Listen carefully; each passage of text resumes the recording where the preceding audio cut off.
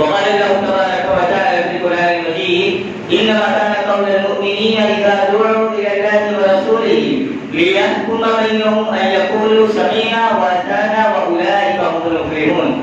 وقال النبي صلى الله عليه وسلم وعن أبي سعيد رضي الله تعالى عنه قال بينما رسول الله صلى الله عليه وسلم يصلي بأصحابه إذ خلع عليه فوضعهما عن يساره فلما رأى ذلك القوم ألقوا نعالهم فقال النبي فلما قضى رسول الله صلى الله عليه وسلم صلاته فقال ما حملكم على إلقاء نعالكم فقال رأينا ألقيت نعليك فألقينا نعالنا فقال النبي صلى الله عليه وسلم إن جبريل أتاني فأخبرني أنهما قذرا وكان النبي صلى الله عليه وسلم إذا دخل أحدكم المسجد فلينظر رواه ابو داؤد في کتاب الطہارہ. تمام قسم کی حمد و صلوات کبریائی بڑائی اللہ وحدہ لا شریک خالق کائنات مالک ارض و سما کے لیے لائق و سزاوار ہے جو اس کائنات کا مدبر و ابتدا خالق و مالک مربی اور پالنہار ہے. لاکھوں کروڑوں درود و سلام کا نزول ہو تمام ہی انبیاء کرام پر بالخصوص میرے اور آپ کے آخری نبی امام الانبیاء خاتم النبیین سید ولد آدم ناطق وعیسیٰ کی بکر شافی نصر فاطمہ کی آقا حسنین کی نانا آمنہ جلال احمد مجتبہ محمد مصطفیٰ مدنی کریم صلی اللہ علیہ وسلم پر اللہم صلی علی محمد وعلی آل محمد کما صلیت علی ابراہیم وعلی آل ابراہیم انک حمید مجید اللہم بارک علی محمد وعلی آل محمد کما بارکت علی ابراہیم وعلی آل ابراہیم انک حمید مجید. سبحانك لا علم لنا الا ما علمتنا انك انت العليم الحكيم. محترم بزرگوں عزیز دوستوں پیارے بچوں، آج کے اس خطبہ جمعہ کے جس موضوع کے تحت ہم آپ سے خطاب کریں گے وہ موضوع ہے اتباع رسول صلی اللہ علیہ وسلم کی اہمیت. سنت رسول صلی اللہ علیہ وسلم کی اہمیت کتاب اللہ اور سنت رسول صلی اللہ علیہ وسلم کی روشنی میں. اس سے پہلے کہ ہم اپنی بات کو شروع کریں ایک بنیادی چیز یہ ذہن نشین کر لیں کہ خطبہ جمعہ شروع ہونے سے لے کر کے آخر تک اگر ہماری زبان سے ایسا کوئی الفاظ ادا ہو جاتا ہے جو آپ حضرات کو تلخ تیکھا اور کڑوا لگے تو برائے مہربانی اسے خطیب اور مقرر کی سختی نہ سمجھیے گا. اتباع رسول صلی اللہ علیہ وسلم مومنین اور مسلمانوں کے ہر پہلو پر ہونا بہت ہی ضروری ہے. اگر عقیدہ توحید اتباع رسول یا سنت رسول صلی اللہ علیہ وسلم کے مطابق نہ ہو تو بیکار ہے. نماز اگر سنت رسول صلی اللہ علیہ وسلم کے مطابق نہ ہو تو بیکار ہے. روزہ اللہ کے نبی صلی اللہ علیہ وسلم کی اتباع کے مطابق اللہ کے نبی صلی اللہ علیہ وسلم کی سنت کے مطابق نہ ہو تو بیکار ہے. زکوٰۃ اللہ کے نبی صلی اللہ علیہ وسلم کی پیروی یا جس زکوٰۃ میں سنت نبوی صلی اللہ علیہ وسلم نہ ہو ایسی زکوٰۃ بیکار ہے. اسی طرح معاملات میں لین دین میں بزنس میں اور سب سے بڑی چیز حج جیسی عبادت میں بھی اگر سنت نبوی صلی اللہ علیہ وسلم نہ ہو تو حج جیسی عبادت بھی بیکار ہے. ابھی ہم آپ نے دیکھا ہے کہ سوشل میڈیا پر ایک ٹرینڈ چلا ہوا ہے کہ کوئی ملک ہندوستان سے مختلف جگہ سے بہت سارے لوگ جو ہے پیدل حج کو چلے جا رہے ہیں اور اس امت کے لوگوں کی بیوقوفی کوئی بھی معاملہ کو جانے بغیر سوشل میڈیا پر جو ہے اس کو ریکارڈ کر کے فارورڈ کیا جا رہا ہے. پیارے نبی صلی اللہ علیہ وسلم کے زمانے میں ایسے ہوا. ایک مرتبہ جامع ترمذی کی روایت ہے کہ ایک خاتون کے تعلق سے بتایا گیا کہا گیا کہ اللہ کے نبی صلی اللہ علیہ وسلم ایک لیڈی ہے ایک خاتون ہے جنہوں نے نظر مانی ہوئی ہے جنہوں نے منت رکھی ہے اور انہوں نے کہا ہے کہ اللہ تبارک و تعالیٰ اگر میری نظر کو پوری کر دے تو میں مملکت العربیہ کی سعودیہ خانہ کعبہ جا کر کے حج کر کے پیدل جا کر کے حج کر کے آؤں گی. اللہ کے نبی صلی اللہ علیہ وسلم نے کہا ان کو منع کریے گا اور ان سے یہ کہا کہ ان کو سواری لینے کے لیے کہیے گا. اب پوری دنیا کے لوگ پوری دنیا کے مسلمان حضرات ایک ایسا عمل جو نبی صلی اللہ علیہ وسلم کی سنت کے مطابق نہیں ہے اس کو جو ہے دھڑلے کے ساتھ فارورڈ کیے جا رہے ہیں. بہرکیف کوئی بھی عمل چاہے وہ لین دین کا معاملہ ہو چاہے عقیدے کا معاملہ ہو چاہے بزنس کا معاملہ ہو چاہے روزے کا معاملہ ہو زکات کا معاملہ ہو حج کا معاملہ ہو اگر سنت نبوی صلی اللہ علیہ وسلم کے مطابق نہ ہو تو ایسی عبادت بالکل بیکار ہے، کسی کام کی نہیں ہے۔ مومنین کا رویہ، مومنین کا اخلاق اور مومنین کا سیوا اور مومنین کا طرز عمل ایسا بالکل بھی نہیں ہوتا۔ مومنین کا طرز عمل تو اس طریقے سے ہوتا ہے، اللہ تبارک و تعالیٰ نے قرآن مقدس کے سورہ نور کے اندر کہا انما كان قول المؤمنين اذا دعوا الى الله ورسوله ليحكم بينهم ان يقولوا سمعنا واطعنا واولئك هم المفلحون۔ کہا کہ اللہ تبارک و تعالیٰ کے مومنین بندے تو وہ تھے جب اللہ اور اس کے رسول کی طرف بلائے جائے، جب قرآن اور سنت کی طرف دعوت دی جاتی ہے تو فوراً کہتے ہیں سمعنا واطعنا، ہم نے سنا اور عمل کر لیا۔ بالکل نبی کے فرمان آتے ہی سن لینا اور مان لینا، اطاعت کر لینا، فرما برداری کر لینا، یہ مومنین کا طرز اور یہ مومنین کا عمل کرنے کا رویہ ہوتا ہے۔ آج ہم لوگ کے اندر ایسا رویہ نہیں ہے، آج تو ہم لوگ سن کر کے سن ہو گئے، قرآن اور حدیث ہم لوگوں کے اوپر کوئی اثر ہی نہیں کر رہی ہے۔ ایک ہوتا ہے سن لینا اور عمل کرنا، ایک ہوتا ہے دیکھ لینا اور عمل کرنا۔ دونوں بھی طریقے مومنین وہی ہوتے ہیں جو دیکھ کر کے نبی صلی اللہ علیہ وسلم کی ذات کو فوری طور پہ عمل میں اتر آئے، یا اللہ کے نبی صلی اللہ علیہ وسلم کی بات کو سن کے فوراً ہی عمل کرنے پر اتر آ جائے۔ ایسے لوگ جو ہے مومن اور مسلمان ہوتے ہیں۔ پیارے نبی صلی اللہ علیہ وسلم کی بڑی پیاری روایت ہے، امام ابی داؤد رحمۃ اللہ علیہ کے سنن ابی داؤد کی کتاب الطہارہ کے اندر راوی حدیث حضرت ابی سعید سے وہ روایت کو نقل کیا ہے۔ وعن ابی سعید رضی اللہ تعالی عنہ قال بینما رسول اللہ صلی اللہ علیہ وسلم یصلی باصحابہ۔ حضرت ابی سعید خدری کہتے ہیں کہ مرتبہ ہم لوگ اللہ کے نبی صلی اللہ علیہ وسلم کے ساتھ نماز پڑھ رہے تھے، اللہ کے نبی صلی اللہ علیہ وسلم ہم کو نماز پڑھا رہے ہیں۔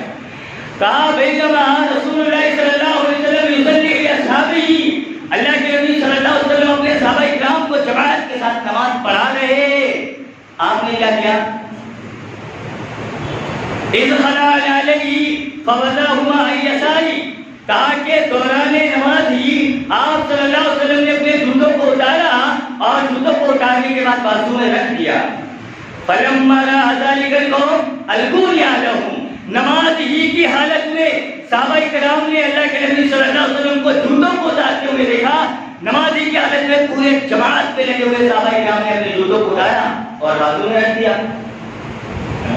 فلما قضى رسول اللہ صلی اللہ علیہ وسلم صلاته، جب اللہ کے نبی صلی اللہ علیہ وسلم نے اپنی نماز کو مکمل کر لیا، صحابہ کرام کی طرف آپ پلٹے اور پلٹنے کے بعد آپ نے سوال کیا، کہا ما حملکم علی اقرارکم، کہا کہ اے میرے پیارے صحابہ تمہیں کس چیز نے اس بات پر ابھارا یا تم نے دوران نماز سے اپنے جوتوں کو کیوں اتارا؟ صحابہ کرام نے بڑا ایک پیارا جواب دیا ہے، ہم اور آپ کے لیے اور دنیا کے تمام مسلمانوں کے لیے بہت قابل غور جواب ہے۔ کہا کہ اللہ کے نبی صلی اللہ علیہ وسلم قال رعینا الکیت نعلیک فالکینا نیالنا، کہا کہ اللہ کے نبی صلی اللہ علیہ وسلم ہم نے نماز ہی کی حالت میں آپ کو دیکھا کہ آپ نے اپنے جوتوں کو اتارا، فالکینا نیالنا، ہم نے بھی اپنے جوتوں کو اتار دیا۔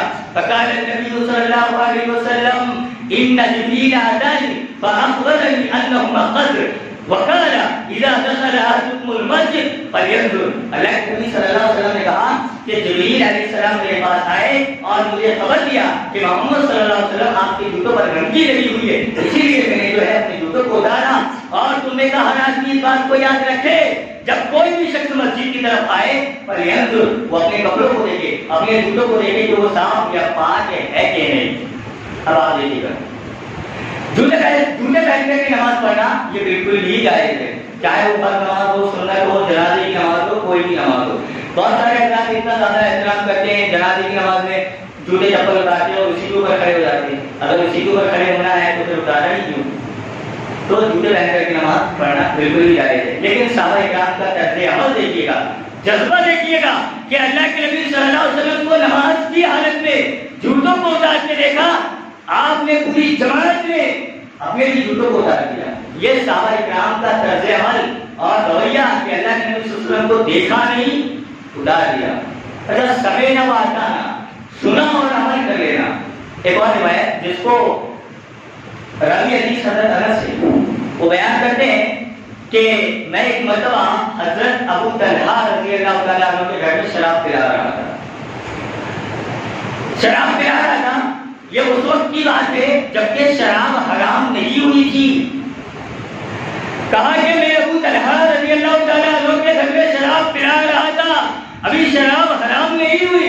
کہا کہ شراب کی محفل لگی ہوئی ہے, سارے لوگ شراب پی رہے ہیں, کوئی شراب نکال رہا ہے, کسی کے ہاتھ میں شراب کا پیالہ ہے, گلاس ہے, کوئی آدمی منہ میں لے چکا ہے. کہا کہ ایک شراب کی محفل لگی ہوئی ہے. کوئی شخص آیا اور کہا کہ آج سے شراب حرام کر دی گئی ہے, آج سے امت محمدیہ صلی اللہ علیہ وسلم پر شراب حرام کر دی گئی ہے, کوئی بھی شراب نہیں پیے گا. اب آپ سوچیے گا, جن لوگوں کے ہاتھ میں گلاس تھی انہوں نے یہ نہیں کہا کہ ارے گلاس کو ہاتھ پر پی ہی لیتے ہیں, شراب تو حرام کر سے کون پیے گا, حرام تو ہو ہی گئی ہے. جن لوگوں کے حلق پر ہے ابھی نیچے اتارا نہیں, کہا کہ شراب تو حرام ہو گئی, چاہتے تو شراب کو نیچے اتار سکتے تھے, کہا کہ اس کے بعد کون سی شراب پینا ہے. ایسا نہیں کیا, بلکہ جن لوگوں کے منہ پر چلے گئی تھی انہوں نے حلق سے نیچے نہیں اتارا بلکہ حلق سے باہر کیا. جن لوگوں کے ہاتھ میں جام اور پیالے تھے انہوں نے یہ نہیں کہا کہ ایک ہی تو ہے, آخری ہی تو ہے, پی لیتے ہیں, کیسے شراب حرام ہے, یہ نہیں کہا. کہا حضرت انس کہتے ہیں سارے لوگوں نے جن کے منہ میں تھی منہ سے نکالا, ہاتھ میں تھی ہاتھ سے پھینکا, ایسا لگ رہا تھا اس دن مدینے کی گلیوں میں شراب کا سیلاب آیا ہوا ہے یا شراب کی بارش ہوئی ہوئی. ادھر نبی صلی اللہ علیہ وسلم کا فرمان, نبی صلی اللہ علیہ وسلم کا حکم آیا نہیں, ادھر شرابیں ہاتھوں سے پھینک دی گئی. یہ صحابہ کرام کا طرز عمل اور طرز رویہ ہوتا ہے. کہا جاتا ہے کہ گلاسوں میں جو ڈوبے پھر نہ ہوئے وہ کبھی زندگانی میں, گلاسوں میں جو ڈوبے پھر نہ ہوئے وہ کبھی زندگانی میں, ہزاروں بہ گئے ان بوتل کے بند پانی میں. گلاسوں میں جو ڈوبے پھر نہ ابھرے وہ کبھی زندگانی میں, ہزاروں بہ گئے ان بوتل کے بند پانی میں. نہ کر برباد اپنی زندگی اے بوتل کے دیوارے, ورنہ وہ کاٹے گا بڑھاپے میں جو ہوا تھا جوانی. اس سے پہلے کہ خراب عادتیں آپ کو خراب کریں, آپ خراب عادتوں کو ہی چھوڑ دیجیے گا. شراب تو حرام ہی ہے. پہلے آپ یہ سن لیں, اطاعت اور پیروی کرنے کا جذبہ گھر کی عورتوں سے سیکھے کوئی. اب امت کے مرد حضرات جذبہ عمل میں ان کو عورتوں کی کیا مثال دی جائے. حضرت امیر المومنین ام المومنین حضرت ام المومنین حبیبۃ حبیب اللہ صدیق بنت صدیقہ حضرت ابو بکر صدیق رضی اللہ تعالیٰ عنہ کی بیٹی حضرت عائشہ صدیقہ رضی اللہ تعالیٰ عنہ بیان کرتی ہیں. وہ کہتی ہیں رحم اللہ نساء الانصار لما نزلت وَلْيَضْرِبْنَ بِخُمُرِهِنَّ عَلَى جُيُوبِهِنَّ شَقَّقْنَا مُرُوتَهُنَّ فَاقْتَبَرْنَ بِهَا. کہا کہ حضرت ام المومنین حضرت عائشہ رضی اللہ تعالیٰ عنہ عورتوں کو دعا دیا کرتی تھی, کہتی تھی رحم اللہ نساء الانصار, اللہ تبارک و تعالیٰ انصاریوں کی عورتوں پر رحم کرے. بڑا فائدہ ہوتا ہے انصاریوں سے دین کو. کہا کرتی تھی رحم اللہ نساء الانصار, اللہ تبارک و تعالیٰ انصاریوں کی عورتوں پر رحم کرے. لما نزلت وَلْيَضْرِبْنَ بِخُمُورِهِنَّ عَلَى جُيُوبِهِنَّ, کہ جب اللہ تبارک و تعالیٰ نے اس آیت کریمہ کو نازل کیا کہ عورتیں اپنی جلباب کو اچھے طریقے سے اپنے گریبان میں, اپنے گریبان میں, اپنے سینے پر, اپنے جسم پر ڈھانپا کرے. کہا کہ خواتین حضرات پردہ اچھے طریقے سے کرے تو گھر کی خواتین حضرات کا عمل کرنے کا جذبہ یہ آیت نازل نہیں ہوئی اس قسم کا تھا کہ مارکیٹ جا کر کے نئی چادر لانے کا انتظار نہیں کیا, بلکہ گھر کی دیواروں پر لگی ہوئی چادر کو فَشَقَّقْنَا مُرُوتَهُنَّ فَاقْتَبَرْنَ بِهَا, گھر کی ضرورتوں کی چادر کو پھاڑا اور اپنے جسم پر لگا کر کے جو ہے عمل کا ثبوت دیا. عمل کے میدان میں گھر کی خواتین حضرات اتنے زیادہ آگے تھی تو ہم مردوں کو کتنا زیادہ ہونا چاہیے. مرد حضرات کی کسی سے کم نہیں تھے. حضرت عبداللہ بن عمر ایک مرتبہ مسجد کے دروازے پر کھڑے ہوئے تھے, مسجد کے دروازے پر کھڑے ہوئے ہیں. پیارے نبی صلی اللہ علیہ وسلم نے اس دروازے کی طرف اشارہ کرتے ہوئے کہا لو ترکنا ھذا الباب للنساء, کہا کہ اگر کتنا اچھا ہوتا کہ اگر اس دروازے کو عورتوں کے لیے چھوڑ دیا جاتا. اب ایک مسجد میں مردوں کی بھی نماز ہوتی تھی اور عورتوں کی بھی نماز ہوتی تھی. بڑی کمی ہے ہم لوگوں کے اندر کہ ہمارے یہاں پر کتنی ایسی مسجدیں ہوں گی جہاں پر خواتین حضرات کا جو ہے نماز پڑھنے کا انتظام کیا گیا ہو. آج دیکھیے نا جمعے کی نماز پڑھ کے دین لے کر کے پورے مرد چلے جائیں گے اور گھر میں اکیلی خواتین حضرات 2 رکعت نماز پڑھ کے جو ہے خاموشی سے بیٹھ رہے ہیں. پھر بھی ہم قوم کے لوگوں کو شکایت ہوگی دینداری میں عورتیں آگے نہیں ہیں, ارے اختلاط کا شکار ہو رہی ہے, غیروں کے ساتھ فرار ہو رہی ہے. عورتوں کو ہم نے دین کب دیا ہے؟ ہم لوگ ہوٹل کھولنے پر آگے, لاج بنانے پر آگے, ہر پیسہ خرچ کرنے پر تو بہت آگے ہے. ایسا نہیں ہے کہ ہم لوگوں کے پاس پیسہ نہ ہو, ہر آدمی پیسہ اپنی ضرورت کے مطابق اور اس سے اوپر خرچ کر رہا ہے. لیکن دینی معاملے میں دیکھ لیجیے گا ایسے کتنے سارے علاقے ہوں گے جہاں پر عورتوں کے لیے نمازوں کے انتظام ہو. کتنے سارے جگہ ایسے, کتنی ساری ہیں نہیں. اللہ کے نبی صلی اللہ علیہ وسلم نے اشارہ کرتے ہوئے اس دروازے کی طرف کہا لو ترکنا ھذا الباب للنساء, کہا کہ ارے بڑا اچھا ہوتا اگر مسجد کے اس دروازے کو عورتوں کے لیے کھول دیا جاتا. راوی حدیث کہتے ہیں اس روایت کو جس راوی نے بیان کیا ہے کہ عبداللہ ابن عمر اپنی پوری زندگی مسجد کے کبھی اس دروازے سے اندر آتے نہیں. ایک مردوں کا ایک عمل کرنے کا جذبہ اتنا زیادہ, سوچیے گا اتنا زیادہ آگے تھے. ابھی مسجد سے نماز پڑھ کے مرد اور عورت نکلے نہیں. اللہ کے نبی صلی اللہ علیہ وسلم نے دیکھا کہ جو ہے عورتیں روڈ کے بیچ سے چل رہی ہیں. آپ صلی اللہ علیہ وسلم نے کہا یا معاشر النساء علیکم بحفاظ الطریق, کہا کہ اے عورتیں لوگ, اے خواتینوں, کہا کہ اے عورتوں کی جماعت, کہا کہ عورتوں کے لیے یہ صحیح نہیں ہے کہ وہ راستے کے بیچ سے چلے. کہا کہ جب کبھی اگر چلنا ہوگا تو مرد حضرات راستے کے بیچ سے جائیں گے اور خواتین حضرات راستے کے قریب سے بازو سے لگ کر کے جائیں گی. اس دن اللہ کے نبی صلی اللہ علیہ وسلم کے فرمان کو سننے کے بعد عورتوں کے اندر عمل کا اتنا زیادہ جذبہ تھا, کہا کہ عورتیں جب چلتی تھی تو ان کے پلو گھر کی دیواروں پر یا گھر کی دیوار سے لگی ہوئی تھالیوں پر سجایا کرتے تھے. اتنا زیادہ عورتیں حضرات عمل کرنے کے معاملے میں آگے تھی. جہاں اللہ اور اس کے رسول کی بات آئی, جہاں اللہ اس کے رسول کا فرمان بتایا گیا, جہاں کتاب اللہ اور سنت رسول صلی اللہ علیہ وسلم سنائی گئی, بالکل کچھ نہیں. ابھی جو ہے اللہ کے نبی صلی اللہ علیہ وسلم کا فرمان آیا, ادھر بیٹھا جھکا دیا گیا عمل کے لیے. یہ طرز عمل اور یہ رویہ صحابہ اکرام کے اندر تھا. آج ہم لوگوں کے اندر دیکھیے گا کتنا زیادہ ہم لوگوں کے اندر عمل ہے. پیارے نبی صلی اللہ علیہ وسلم نے ایک مرتبہ تقریر کرتے ہوئے کہا, ایک صحابی رسول, بڑے پیارے صحابی رسول ہے, اس روایت کو تو ہر شخص سنے اور ہو سکتا ہے اس روایت کو بیان کرنے کے بعد نوجوان طبقے کے دل سے میں گزر ہی جاؤں, لیکن ہر بات تو بیان کرنا ہی پڑے گا. پیارے نبی صلی اللہ علیہ وسلم ایک مرتبہ تقریر کر رہے ہیں, آپ بیان دے رہے ہیں, آپ نے دوران بیان ایک صحابی رسول صلی اللہ علیہ وسلم کا تذکرہ کرتے ہوئے کہا نعم الرجل خریم الاسدی لولا طول ثمته واسبال ازاره فبلغ ذلك خريما فعجل شفرة فقطع بها. کہا پیارے نبی صلی اللہ علیہ وسلم نے نعم الرجل خریم الاسدی, آپ صلی اللہ علیہ وسلم تقریر کر رہے ہیں اور دوران تقریر ہی آپ نے کہا قوم کے ایک شخص کے بارے میں کہ خریم اسدی بڑے ہی اچھے آدمی ہے. کیا کہا؟ خریم اسدی بڑے ہی اچھے آدمی ہے, لیکن لولا طول ثمته واسبال ازاره, کہا لیکن وہ اپنے بالوں کو اتنا بڑا رکھتے ہیں کہ کانوں سے نیچے آتے ہیں اور اپنے پینٹ کو, اپنے کپڑے کو ٹخنے سے نیچے رکھتے ہیں. فبلغ ذلك خريما فعجل شفرة فقطع بها. کوئی صحابی رسول کو خریم اسدی سے ملے اور کہا کہ ارے خریم, آج اللہ کے نبی صلی اللہ علیہ وسلم کے بیان پر تم حاضر نہیں تھے. کہا ہاں یا نہیں تھا, کیا بات ہے؟ کہا کہ آج تو اتنا پیارا بیان اللہ کے نبی صلی اللہ علیہ وسلم نے دیا. کہا کہ اچھا ہاں, کہا ہاں بھیا, کہا تو دوبارہ بھی ذکر کیا. کہا کہ کیا کہا؟ آج تو اگر کون سا اگر کسی کے اوپر بیان دیں گے تو کیا کہا جائے گا؟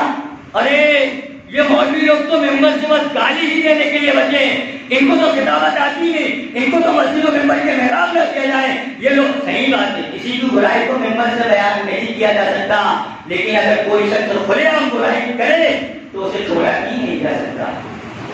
خریم اسدی جب وہ صحابی رسول سے ملے تو انہوں نے کہا کہ اللہ کے نبی صلی اللہ علیہ وسلم نے بیان کیا اور کہا کہ تمہارا بھی ذکر کیا ہے. کہا کہ اچھا, کیا کہا؟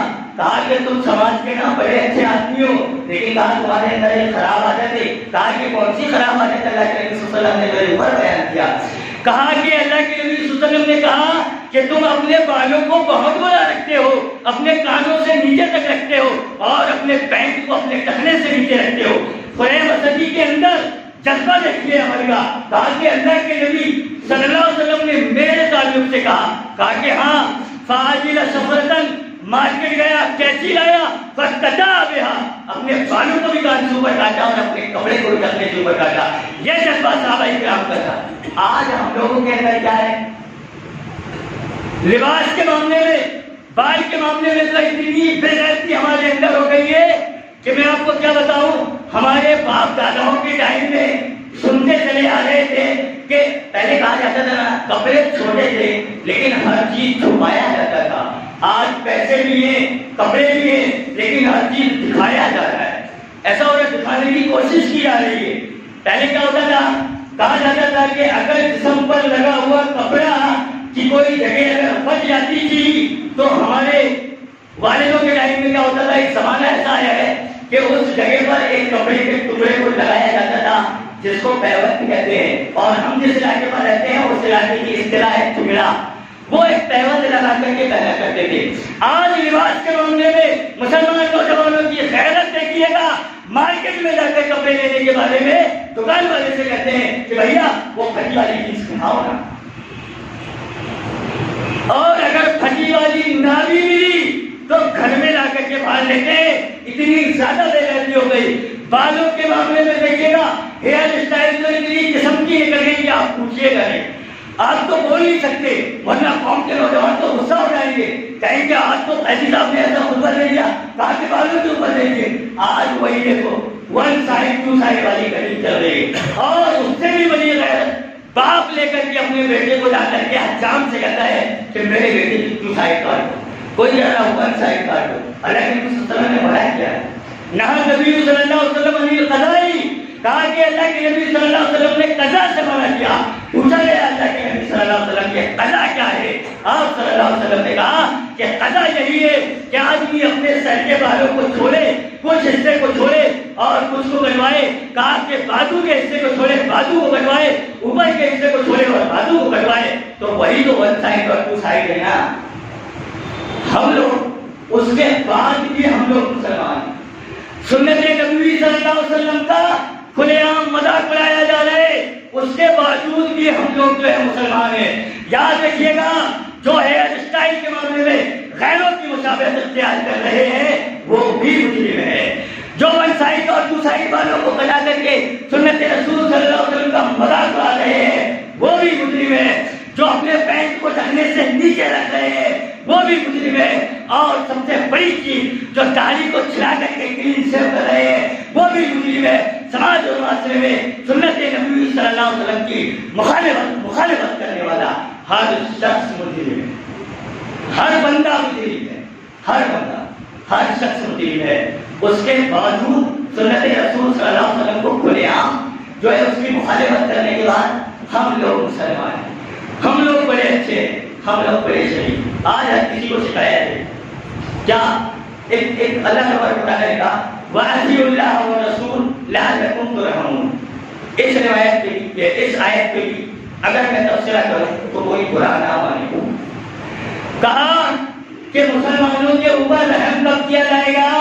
جب مسلمان اللہ تبارک و تعالیٰ کی اطاعت اور فرما برداری کریں گے، جب رسول کی اتباع اور اطاعت کریں گے. لعلکم ترحمون، جب مسلمان قوم کے اوپر رحم کیا جائے گا.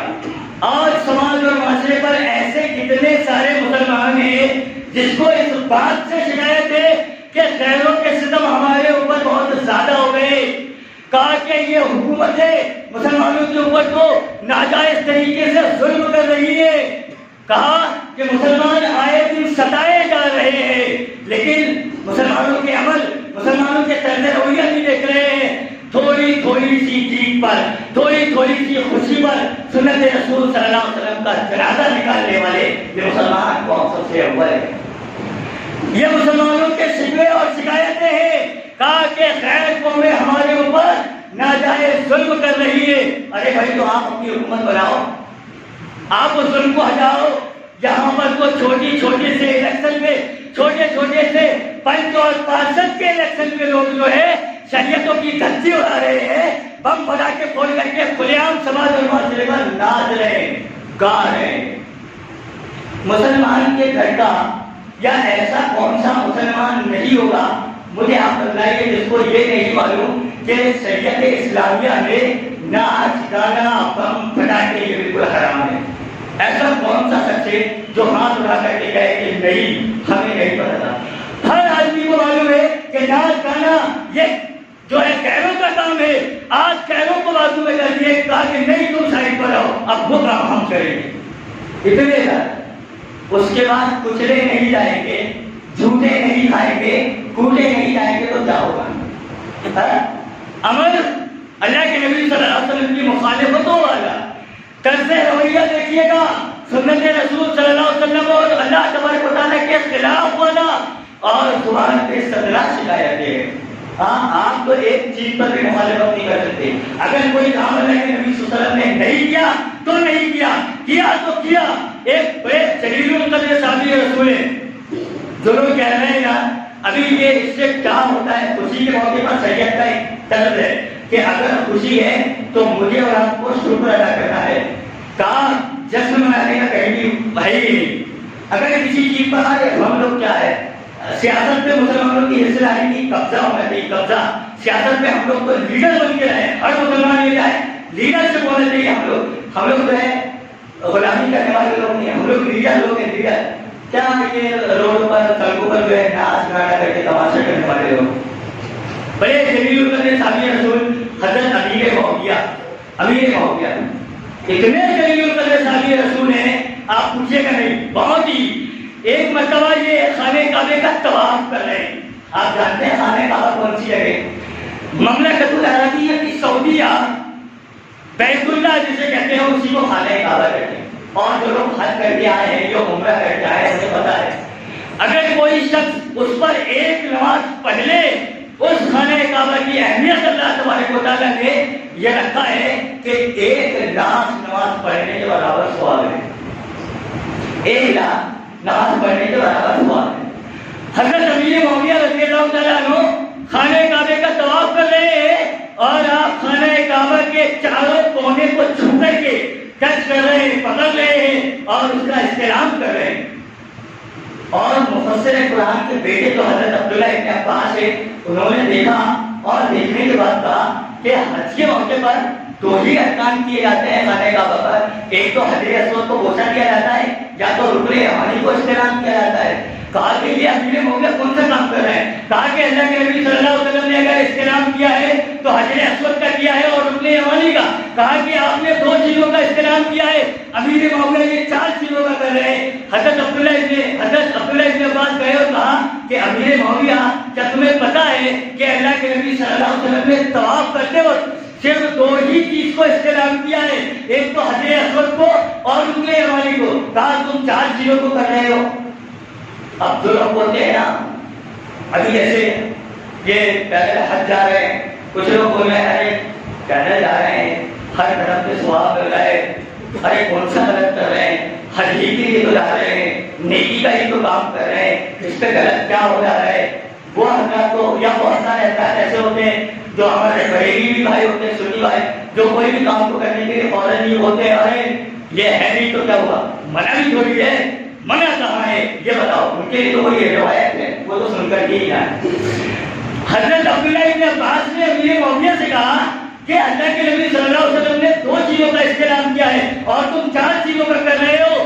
تو حضرت امیر معاویہ نے جواب دیا اور کہا کہ اگر اللہ کے نبی صلی اللہ علیہ وسلم نے 2 کا کیا ہے, میں 4 کا کر دوں تو خانہ کعبہ کا ہی تو کر رہا ہوں. اتنی معزز جگہ, اس لیے اتنی محترم چیز خانہ کعبہ ہے, اس میں کون سا بڑا گناہ کر دیا. کیا جملہ کہا, اگر خانہ کعبہ کے 4 کونوں کو میں نے ٹچ کیا, ہاتھ سے پکڑا اور اس کو استلام کیا, بوسہ دیا, تو اس میں کون سا گناہ کا کام کر دیا. ارے خانہ کعبہ ثواب کی ہی تو جگہ ہے نا.